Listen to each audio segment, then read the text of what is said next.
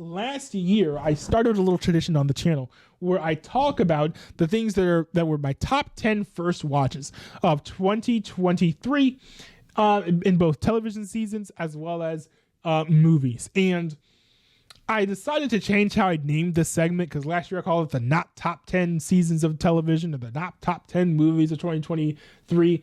But I think the way I named those episodes or those videos was a little bit confusing. And also I noticed that Carson Runquist made a very similar video. He didn't include movies that he saw that were new, but he included movies that he saw for the first time in his video. And I think that by titling my video the way that I'm titling it, it's a little bit more clear exactly what this top 10 list is, because you might be looking back at the movie video and be like, how are you going to put Interstellar in your top 10 movies of 2024 list? So if you're a little bit curious as to that, that's why.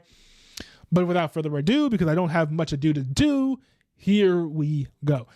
Starting things off with number 10, Rick and Morty season 7. I think this was a fantastic season. I gave this an 8 out of 10. No, I think some people were a little bit upset with how some of the things were done, but still, there were certain episodes that I think were all-time best episodes of the series. That's a Morte incredible. I still think about that every single day. Fear No Mort was incredible as well. I think Mort Ragnarok was also good. There are many episodes here like Air Force One that just has some very, very fun stuff here. Some funny jokes. I think the opening episode was a little bit weak. Not bad, but just a little bit weak. But after that, I think the episode sort of starts to get back into its stride. I know this is the first season that doesn't have Justin Roiland involved in the voices, but this still works. This still works. The subs, Ian Cardoni as Rick Sanchez and Harry Belden as Morty Smith, definitely do a great job covering for Justin Roiland's absence. And also, I think Dan Harmon's writing certainly continues the spirit of the prior seasons. Very, very, very excited for season 8, which unfortunately has not yet aired. I'm very much looking forward to that. But yeah, if this is what Rick and Morty is going to be like moving forward, I think they're definitely on the right track. So moving on to season 9, The Defenders. Season 1, which is basically the entire series, I gave this an 8 out of 10. This is part of me watching the entirety of the Netflix Marvel television series because I had never seen them before, and I was expecting some of the characters in the Marvel Netflix series to show up in Deadpool Wolverine. And this series was actually pretty good. There were many people who didn't really like this series. This series gets a lot of hate. Like here we got the top review here, which is 5 out of 10. There were other negative reviews that this series got, but I think this series actually worked pretty well. Now, maybe some people watch this in a vacuum, but I think that the way that they built up to this series, as well as sort of covering to make it so that if you didn't watch this series, you're not missing out if you continue to watch the other series and skip this one for whatever reason. That was actually a little bit creative as well. But they did a great job of building on the character development for a lot of these characters, because these are the type of people who don't really like to work with a lot of others. And they're initially distrustful. So it sort of like boxed them in and forced them to learn how to work together as a team. This is one series from the Marvel Netflix shows I really hope that they pick up. I know that some people want Jessica Jones and Luke Cage and Iron Fist to come back, but that's a lot of shows for Disney to produce.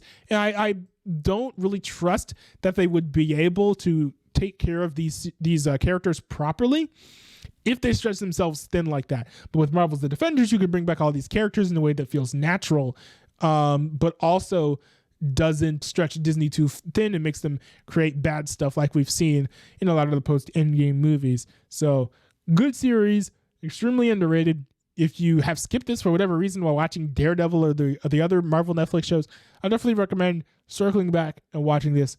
It's fantastic. And here we have season 2 of Falling Skies. I recently started picking Falling Skies back up. It's one of the shows I started watching when I was younger, but I never finished it. I do have the entire box set down behind me. So I decided to delve back into the series, and I picked up season 2. Season 2 is a massive step up from season 1. It's one of the biggest improvements from one season to another that I've ever seen in a television show. I was extremely impressed. Had a lot of fun watching this. They did a great job of sort of like showing Captain Daniels more of his backstory, showing his flaws and stuff and how he's growing through them. Also shows kind of what Mason and his crew plan on doing long term when it comes to establishing a new life for themselves and a new way of living with the existence of these skitters. I think it does it in a way that's balanced. Very, very good season. I recommend watching the show if you have not checked it out already. Now, moving into the 9 out of 10s territory, we have season 8 of 24. Now, a lot of people didn't like these later seasons of 24, but I actually think this was fine. I thought this was pretty good. I think the ending was certainly fitting as well. But yeah, no, they did a good job of bringing out old characters without overdoing it. I think that the mole story maybe got a little bit convoluted with the whole CTU thing, but overall was very well executed. This show reminded me how much broadcast television sometimes can feel like prestige TV. Like, I know that it lost a little bit of its prestige veneer that it had in some of the middle seasons, but bro, this series still has it. Great series. Loved this season. They did a great job with it. I think that I'm actually on the side of the 24 fans with Live Another Day. That season was pretty subpar. It had some good moments, but it was pretty subpar. But this season was fantastic. High Octane gives you all the stuff that you need from 24. If you're looking for quintessential 24, this doesn't stray away from it too much. Great season. If you are watching 24 and you've heard negative reviews of the later seasons, I recommend still watching this if you have the time. I know there's a lot of episodes to watch, 24 episodes per season, but in my opinion, it's worth it if you got the time. So definitely check it out. Here we have Will Trent season 2. Will Trent season 2 was pretty good. I will say that it doesn't have as much of the, artsy or austere feeling of season 1, but it still definitely works. And the writing was fantastic. They did a great job of weaving a continuous story arc or character arc for Will Trent. It wasn't like they were weaving a story per se for Will Trent in the entirety of season 2 in the same way that they did in season 1. But, for what they gave him, they did a fantastic job. If you like seeing a show that's well shot, but also still on broadcast television for some reason, definitely recommend checking out this show, Will Trent season 2.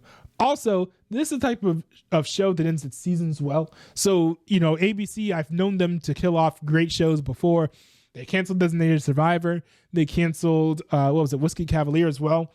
They might cancel this show too, I don't know. But if they do, don't be alarmed. The seasons end well, so it's not going to be ending on a cliffhanger or anything. Now, for the number 5 season of television that I've seen this year, we have Daredevil season 2. Now, this season was a season that introduced multiple characters. We've got Elektra, we've got the Punisher. This was really good build up into both the Punisher season 1 as well as the Defenders series, which was also fantastic. Not as good as this, but this was pretty good. The tension that is building between all of the people who are in the law firm in which Matt Murdock works is really developed in an extremely plausible way, in a way that almost is gut-wrenching. If you feel a lot for the characters, this will be a very emotional watch for you. But this is great. It also kind of shows, at what point do you have to bend your own rules in order to fight people who are seemingly above the law? This deals with that dilemma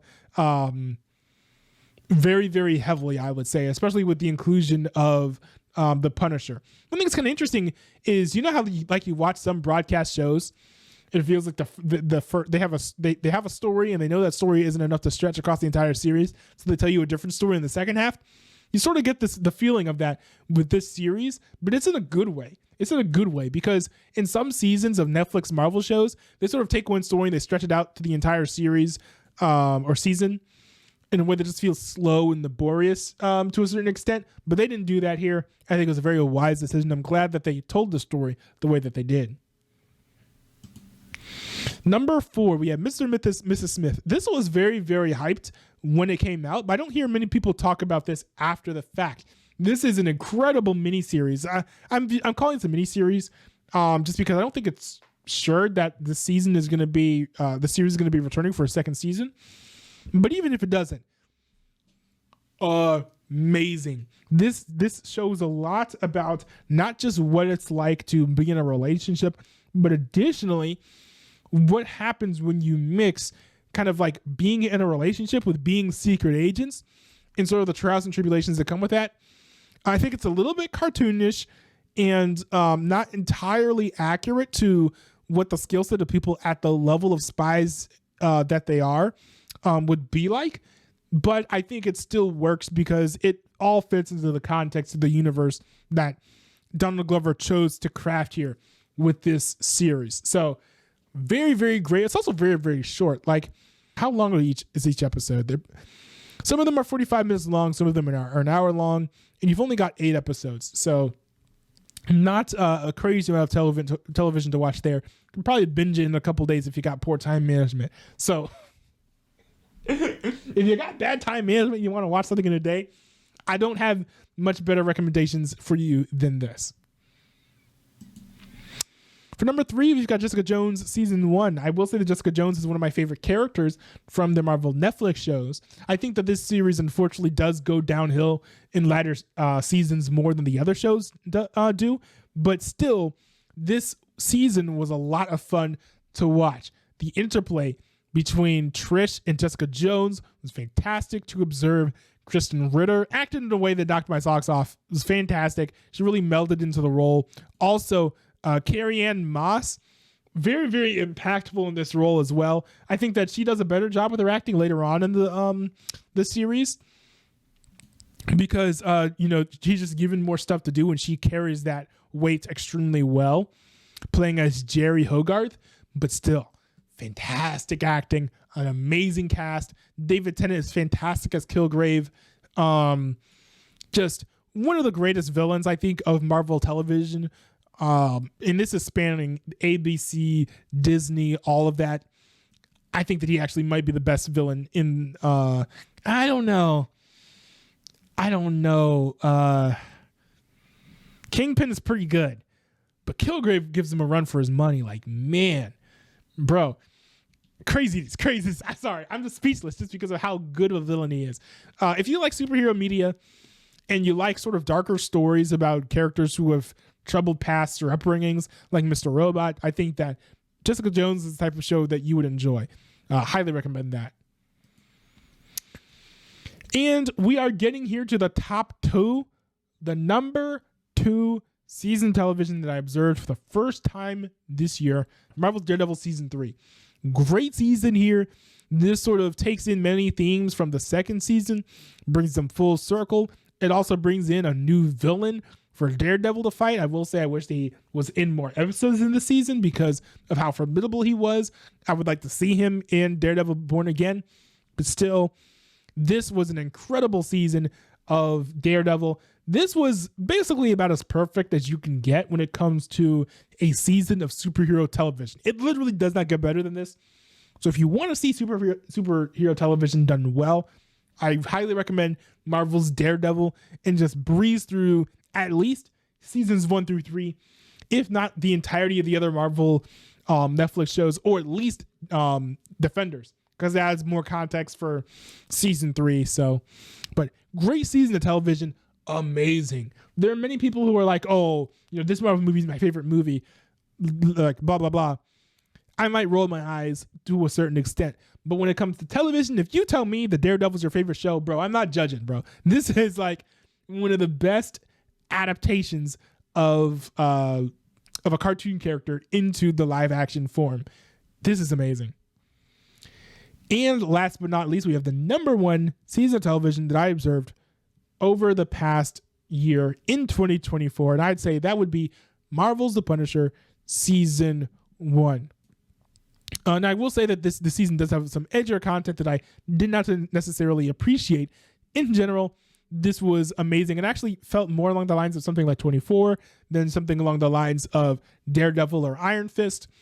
But in sort of along those lines, I like how it embraces him not being a superhero and instead gives him some mortal enemies. He's fighting corruption here, and he's not fighting crazy superheroes.